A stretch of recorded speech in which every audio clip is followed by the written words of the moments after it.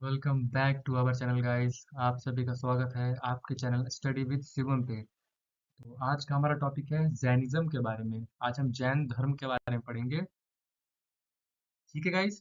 तो जैनिज्म में हम सबसे पहले जानेंगे उसके फाउंडर कौन है, मतलब उसका स्थापना किसने किया है। तो जैनिज्म का स्थापना किए हैं ऋषभ देव ने, जिनका निकनेम है आदिनाथ। और यही पहले तीर्थंकर भी हैं। तो बहुत इंपॉर्टेंट पॉइंट हो गया। फर्स्ट तीर्थंकर कौन थे, तो ऋषभ देव थे। और फाउंडर कौन है, तो वो भी ऋषभ देवी हैं। ओके। उसके बाद बात करते हैं 23rd तीर्थंकर के बारे में, 23वें तीर्थंकर। तो उनका नाम है पार्श्वनाथ। ओके। और ये अश्वसेन के, अश्वसेन जो किंग है काशी के, उनके बेटे हैं पार्श्वनाथ। ओके। ये 23वें तीर्थंकर हैं। एग्जाम में इसलिए पूछ लिया जाता है इनके बारे में, 23वें तीर्थंकर कौन है। तो याद रखना है आप लोग को, पार्श्वनाथ। ओके। और 24वें बहुत इंपॉर्टेंट, एग्जाम में अक्सर पूछा जाता है कि 24वें तीर्थंकर के कौन थे जैनिज्म के। उनका नाम है महावीर स्वामी। उनका जन्म 540 बीसी में हुआ था। कहाँ हुआ था? कुंडलग्राम, वैशाली में। वैशाली में एक जगह पड़ता है कुंडलग्राम, वहाँ उनका जन्म हुआ था। और ये 24वें तीर्थंकर हैं। आखिरी तीर्थंकर भी यही है। ओके। महावीर स्वामी। और महावीर स्वामी के जो फादर थे उनका नाम था सिद्धार्थ। वो चीफ थे जैत्रक क्लैन के। ओके। और उनका माँ का नाम था त्रिशला देवी। और उनके sister Lichchhavi king Chetaka. Okay. The name of Mahavir Swami wife, मतलब महावीर स्वामी के जो वाइफ थे उनका नाम था यशोदा। और इनकी जो डॉटर थी उनका नाम था प्रियदर्शना। ठीक है, तो फिर से एक बार रिवाइज करा देते हैं स्लाइड को। सबसे पहले तीर्थंकर कौन थे? वो थे ऋषभ देव, जिनका निकनेम आदिनाथ है। और वो फाउंडर भी हैं जैनिज्म के। सेकंड इंपॉर्टेंट पॉइंट है, 23वें तीर्थंकर कौन थे? तो उनका नाम था पार्श्वनाथ। वो किनके बेटे थे?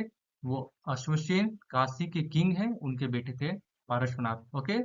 उसके बाद नेक्स्ट पॉइंट आता है महावीर स्वामी के बारे में, जो 24वें तीर्थंकर और आखिरी तीर्थंकर भी हैं जैनिज्म के। ओके। इनका जन्म 540 बीसी में हुआ था। कुंडलग्राम में हुआ था, जो वैशाली में पड़ता है। ओके। उसके बाद हम बात करेंगे महावीर स्वामी के फादर के बारे में, जिनका नाम सिद्धार्थ है। और वो जैत्रक क्लैन के चीफ भी हैं। ओके। उनकी माँ का नाम त्रिशला देवी है। और sister Lichchhavi king Chetaka. Okay. उसके बाद महावीर स्वामी की वाइफ का नाम यशोदा है और उनकी बेटी का नाम प्रियदर्शना। ठीक है। इस स्लाइड में यही इंपॉर्टेंट था। उसको नेक्स्ट स्लाइड पे चलते हैं। महावीर स्वामी का बचपन का नाम वर्धमन था, याद रखिएगा। महावीर स्वामी के जो पेरेंट्स थे वो उनके मतलब 30 साल की उम्र में ही डेथ कर गए थे। ओके। और accept the life of monk after taking prison from the elder brother Nandi Varman. इसका मतलब ये हुआ कि महावीर स्वामी अपने 30 साल की उम्र में घर को त्याग दिए थे और वो मोंक बन गए थे। ठीक है, साधु बन गए थे। और वो किससे परमिशन लिए थे? तो अपने बड़े भाई नंदी वर्धन से लिए थे। ओके। नंदी वर्धन एक किंग भी है पल्लव डायनेस्टी के। तो वो अलग है और ये अलग है। नंदी वर्धन ये दूसरे हैं, ये इनके भाई हैं, बड़े भाई। ठीक है। और एक नंदी वर्धन है, वो पल्लव डायनेस्टी के किंग भी रह चुके हैं। उनका नाम नंदी वर्धन था। तो उसमें कंफ्यूजन नहीं होना है। ओके। उसके बाद बात करेंगे आफ्टर 2 ईयर ऑफ, मतलब 12 साल इन लोग खूब मतलब कि मेहनत किए ये इनलाइटमेंट के लिए। तो 12 साल बाद इनको इनको इनलाइटमेंट मिला। वो कौन से पेड़ के नीचे? बहुत इंपॉर्टेंट बात है। साल ट्री। एग्जाम में अक्सर पूछा था कि कौन से पेड़ के नीचे और कौन से रिवर के पास। तो साल ट्री के पास इनको इनलाइटमेंट मिला था। और वो रिवर था रिजु पालिका रिवर। ओके। और जगह का नाम क्या था? जरिम्बर कंगरम। ओके। बहुत इंपॉर्टेंट है। सबसे इंपॉर्टेंट है यहाँ पे है साल ट्री। साल ट्री के नीचे उनको इनलाइटमेंट मिला था। और वहां पे रिवर कौन सा था? रिजु पालिका रिवर। ओके। उसके बाद he was name Mahavir because he conquered his senses. मतलब वो अपने सेंसेस को जीत चुके थे, इसलिए उनका नाम महावीर पड़ गया। ऐसे उनका नाम क्या था? वर्धमन। ओके। इसके बाद ही give the teaching of Prakrit Ardhamagadhi language, मतलब प्राकृत लैंग्वेज में ही अपना टीचिंग देते थे ये। ठीक है, कंफ्यूजन नहीं होना है यहाँ पे। उनका जो लैंग्वेज था टीचिंग का, मतलब पढ़ाने का, वो था Prakrit language. Mahavir first follower was the son in law Jamali. उनके सबसे पहले जो फॉलोअर बने, जो उनका ज्ञान लिए, उन वो थे जमाली, उनके सन इन लॉ थे। Okay. And 18 sins has been conceived in Jainism. Jainism में 18 सिंस हुआ था, तो ये भी याद रखना है। ओके। अब इसके बाद हम लोग नेक्स्ट स्लाइड पे चलते हैं। नेक्स्ट लाइक दिया हुआ है जैनिज्म लिटरेचर कॉल्ड अगम। तो जो जैनिज्म का जो लिटरेचर है, जो बुक है उसका, उसको क्या बोलते हैं? अगम बोलते हैं। याद रखना है, एग्जाम में पूछ लिया जाता है। The life of Tirthankars in Jainism describe in the books called Kalpashru Sutra, Kalpasutra. ठीक है। तो जो जैनिज्म के जो जितने भी तीर्थंकर हुए हैं, उनके बारे में जो बुक में डिटेल्स दिया हुआ है, जानकारी दिया हुआ है, उस बुक का नाम क्या है? तो कल्पसूत्र नाम है उस बुक का। और किसके द्वारा लिखा हुआ है? तो भद्रबाहु के द्वारा लिखा हुआ है। ओके। इंपॉर्टेंट है कि बुक का नाम क्या है? कल्पसूत्र। और किसके द्वारा लिखा हुआ है? तो वो भद्रबाहु के द्वारा लिखा हुआ है। उसके बाद हम लोग बात करेंगे जैनिज्म के 3 ज्वेल्स जो महावीर स्वामी ने दिया था।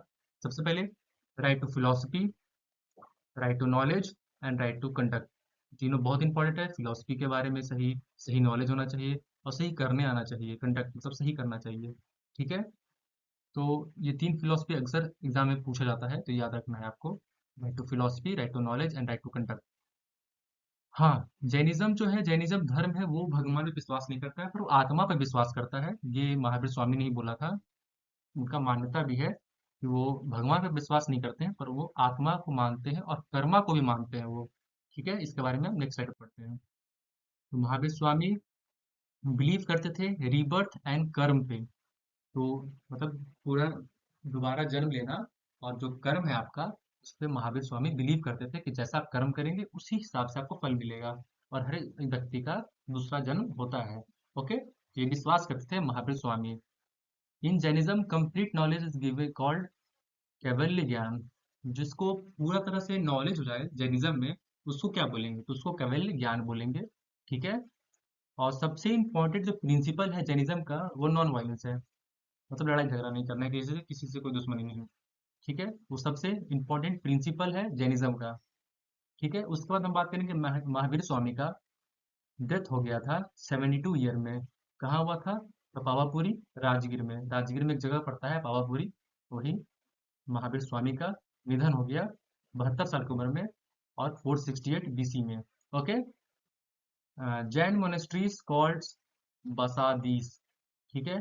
तो जैन का मोनेस्ट्रीज जो होता है बड़ा बड़ा बनता है, मंदिर ये सब जैनिज्म के लिए, तो हिंदू लोग मंदिर बोलते हैं। तो जैन का जो मोनेस्ट्री जितना भी है, टेम्पल्स उन लोग का, तो वो सबको क्या बोलेंगे? बसादीस बोलते हैं। ओके।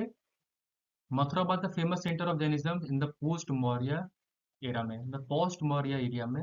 उस समय पर पोस्ट मौर्य के समय में, उस समय जैनिज्म का जो सबसे फेमस सेंटर हुआ करता था, वो होता था मथुरा। ओके। तो हम लोग नेक्स्ट स्लाइड पे चलेंगे।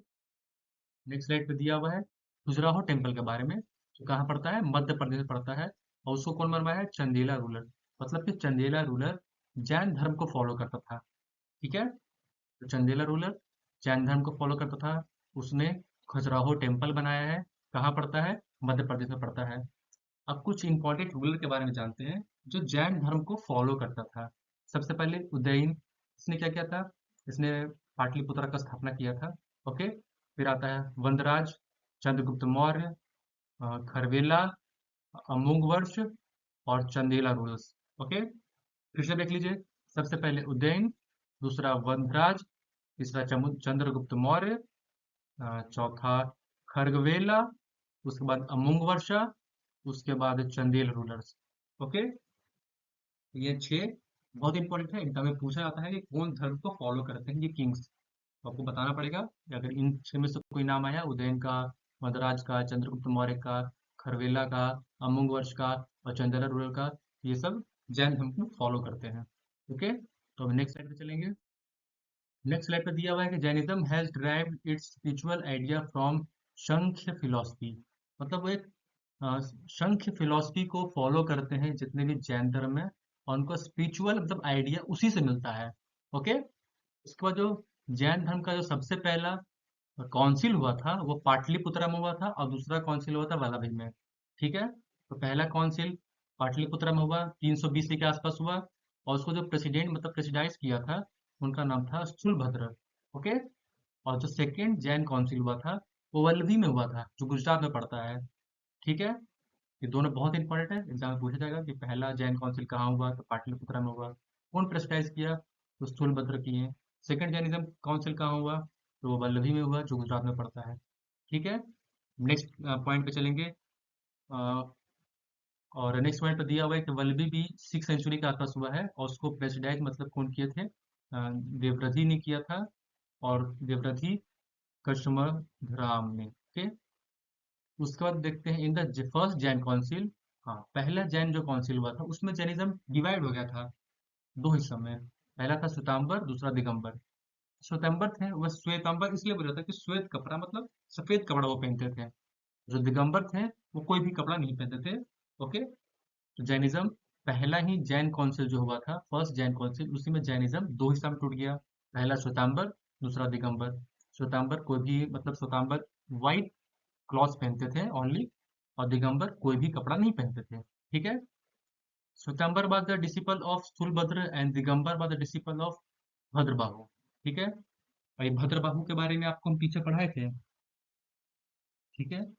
तो जो श्वेतांबर थे वो स्थूलभद्र को मानते थे, उसी के मतलब बात पे चलते थे। और जो दिगंबर थे वो भद्रबाहु को मानते थे, ओके। उसके बाद हम नेक्स्ट पे चलेंगे। नेक्स्ट लाइन, आपको भी थोड़ी देर पहले मैंने भद्रबाहु के बारे में बताया था। भद्रबाहु ने एक बुक लिखा था, आप लोग को भी बताए थे, याद है तो कमेंट सेक्शन में बताइए क्या लिखे थे उन्होंने। उनका बुक का नाम था कल्पसूत्र, ओके। कल्पसूत्र किसने लिखा था? भद्रबाहु ने लिखा था। जिसमें तीर्थंकर के लाइफ के बारे में बताया गया है, ठीक है। नेक्स्ट लाइन पे चलेंगे हम लोग।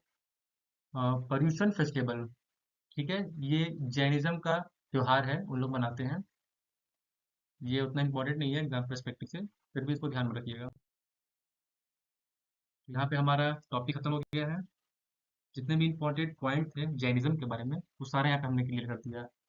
तो इसके बाद हम लोग नेक्स्ट चैप्टर पढ़ेंगे बुद्धिज्म के बारे में, जिससे बहुत जल्दी मैं ले आऊँगा वीडियो। तो इसी तरह हमारे चैनल बने रहें, लाइक करें, सब्सक्राइब करें एंड शेयर करें, एंड बेल आइकन को प्रेस करना ना भूलें। थैंक यू, धन्यवाद।